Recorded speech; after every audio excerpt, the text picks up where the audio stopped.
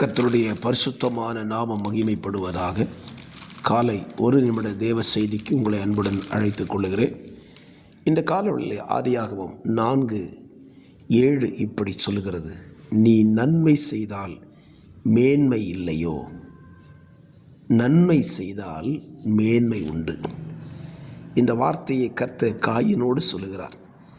உனக்கு மேன்மை வர வேண்டுமானால் நன்மை செய் என்று சொல்லுகிறார். ஆம், என்னை கேட்கிற அருமையான கர்த்தருடைய பிள்ளைகளே, இந்த நாளிலே உங்கள் வாழ்க்கையில் நன்மை நடக்கணும்னு நினைக்கிறீங்களா? மேன்மை வரணும்னு நினைக்கிறீங்களா? நன்மை செய்யுங்கள்.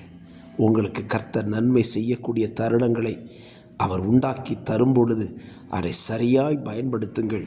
உங்களுக்கு மேன்மை நிச்சயமாய் வரும் என்று இந்த காலவெளியில் உங்களுக்கு சொல்லுகிறேன்.